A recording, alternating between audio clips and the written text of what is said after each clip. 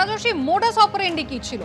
দেখো, শালবনী এবং মেদিনীপুর ব্লক, পশ্চিম মেদিনীপুরের এই দুটো জায়গায় ৩০০ একর সরকারি জমি এটা জালিয়াতি করে বিক্রি করে দেওয়ার অভিযোগ, এবং এটার তদন্ত শুরু হয়েছিল প্রথমে জুন মাসে, এবং জুন মাসের ৬ তারিখ মেদিনীপুরের প্রাক্তন তৃণমূল বিধায়ক সুজয় হাজরা, তাকে পশ্চিম মেদিনীপুর জেলা পুলিশ প্রথম গ্রেপ্তার করে, এবং তারপরে তার কাছ থেকে জেরা করে উঠে আসে সুমিত রায়ের নাম, এবং এই ৩০০ একর সরকারি জমিতে পাঁচিল দিয়ে রীতিমতন ভাগ ভাগ করে এই জমির জাল নথি বানিয়ে সেগুলোকে বিক্রি করে দেওয়া হয়েছে, এমনটাই অভিযোগ। সুজয় হাজরা প্রত্যক্ষভাবে এই কাণ্ডটি ঘটিয়েছেন এবং সুমিত রায় তাকে সাহায্য করেছেন, এবং এদের দুজনের মধ্যে কোটি কোটি টাকার বিনিময় হয়েছে। এই তথ্য প্রমাণ নথি শালবনী এই জায়গার জমি বিক্রির যে জালিয়াতির অভিযোগ, সেটা তদন্তে শালবনী থানার পুলিশ পায়, এবং তারপরে পশ্চিম মেদিনীপুর পুলিশ হন্যে হয়ে সুমিত রায়ের খোঁজ করেছে। আমরা জানি যে অভিষেক বন্দ্যোপাধ্যায়ের বাড়িতে রাত্রিবেলায় এসে তালা ভেঙে তারা তল্লাশি চালিয়েছে, সুমিত রায়ের একাধিক বাড়িতে গিয়ে তল্লাশি চালানো হয়েছে, কিন্তু তার খোঁজ পাওয়া যায়নি।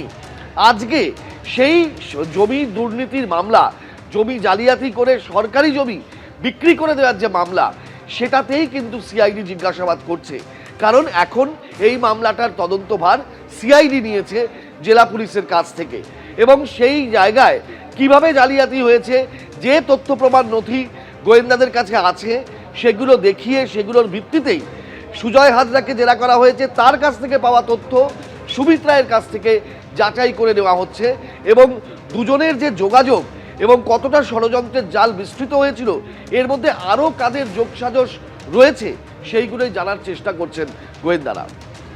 রাজস্বী, ধন্যবাদ।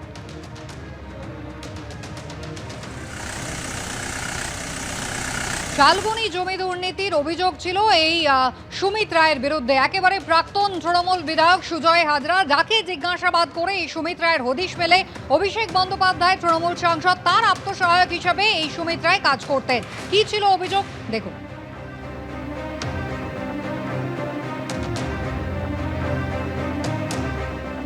মেদিনীপুর জেলার শালবনী ব্লকের সীতারামপুর এলাকায় আমার ঠিক পেছনে যে সমস্ত জমিগুলো রয়েছে, গ্রামবাসীদের দাবি যে এই সমস্ত জমি এককালে সরকারি জমি হিসাবে চিহ্নিত ছিল, আর এই সমস্ত জমি নথি স্বাক্ষর জাল করে প্রভাব খাটিয়ে তা বিভিন্ন নামে করে রায়ত্ব জায়গা হিসাবে সেগুলো বিক্রি করে দেওয়া হয়েছে বলে অভিযোগ। এই জমিগুলা সরকারি জমি, টিএমসি জামানায় যত সব ডুপ্লিকেট দলিল বানিয়ে, জাল দলিল বানিয়ে এলাকায় প্লট ভাগ করে কোনোটাদেরকে বেচে দেয়। এই বিষয়ে সুজয় হাজরা কেন, সুজয় হাজরার মতো বড় বড় নেতা আছে যাদের এখানে জমি আছে, এটা সরকারি জায়গা বলেই আমরা ভেবেছিলাম। ফরেস্টের বিট অফিসার তারা চারাও দিয়েছিল, চারা দিয়ে গাছ পিট কাটানা করেছিল, সে পয়সা দিয়েছে, জোর করে তো দখল হয়ে গেল। টিএমসির আমলে এখন পুরোটাই যে পাচির এগুলো সব হয়ে যাচ্ছে, এগুলো সব সরকারি জায়গা। টিএমসি পার্টির নেতারা বেশি দখল দিচ্ছে, এখন দিয়েছে।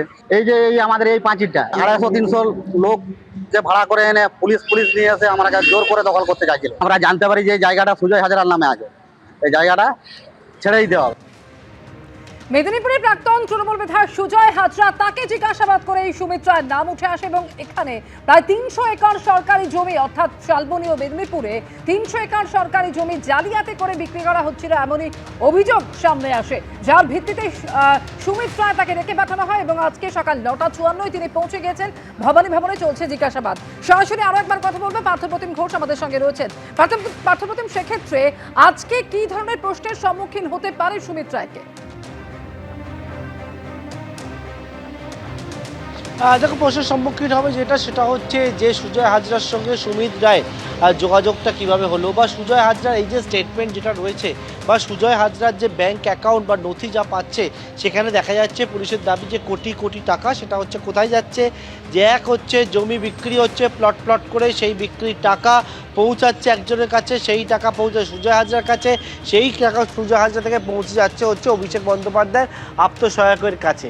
এইটা হচ্ছে গোটা হচ্ছে লাইন অফ রুট, এটা হচ্ছে এই টাকার, অর্থাৎ এই যে দুর্নীতির লাইন অফ রুট যখন এটা হচ্ছে, সেই লাইন অফ রুট ধরে তাকে কিন্তু প্রশ্ন করা হবে যে সুজয় হাজরার সঙ্গে তার কিসের সম্পর্ক, যাতে হচ্ছে সুজয় হাজরার কাছ থেকে এই টাকা সুমিত রায় তার কাছে আসছে এবং সেই বিষয়ে সদুত্তর চাইবেন তদন্তকারী আধিকারিকরা যেটা দাবি করছেন যে সুজয় হাজরার এই যে দুর্নীতির যে টাকা, সরকারি জমি প্লট করে ভাগ করে একেবারে প্রাইভেটে বিক্রি করা, যার ফলে হচ্ছে কোটি কোটি টাকা যে দুর্নীতির অভিযোগ, সেই দুর্নীতির টাকাই হচ্ছে সুমিত রায় অভিষেক বন্দ্যোপাধ্যায়ের আত্মসহায়কের কাছে গেছে, যার জন্যই হচ্ছে এই সমস্ত তথ্য প্রমাণ যখন তারা আদালতের কাছে জমা দিয়েছে, যখন আদালতকে বলেছে যে সুমিত রায় কোনো রকমভাবে তদন্তকারীদেরকে সহায়তা করছেন না, তার জন্যই কিন্তু আদালত সুমিত রায়ের বিরুদ্ধে নন বেলেবল অ্যারেস্ট ওয়ারেন্ট ইস্যু করেছে। এবং সুমিত রায় যখন কোনো রকমভাবে কোনো খোঁজ পাচ্ছে না, তখন হচ্ছে সিআইডি যেহেতু নোডাল এজেন্সি, তার জন্য হচ্ছে যে যাতে দেশ ছেড়ে না পালাতে পারে তার জন্য লুক আউট সার্কুলার জারি করা হয়েছে।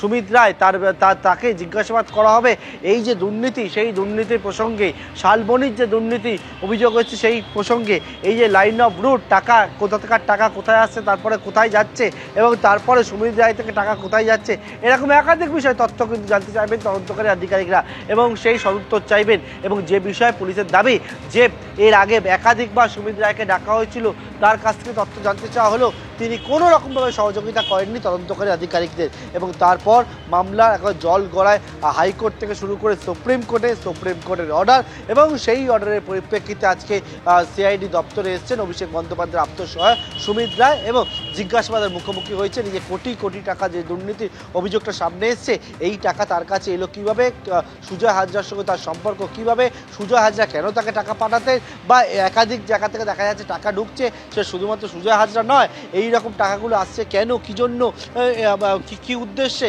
এরকম অনেকগুলো বিষয় রয়েছে যারা জানতে চাইবেন তদন্তকারী আধিকারিকরা। সুমিত রায় সেই তদন্তের মুখোমুখি হয়েছেন, জিজ্ঞাসাবাদের মুখোমুখি হয়েছেন সিআইডি তদন্তকারী আধিকারিকদের কাছে। এবিপি আনন্দ, এগিয়ে থাকে, এগিয়ে রাখে।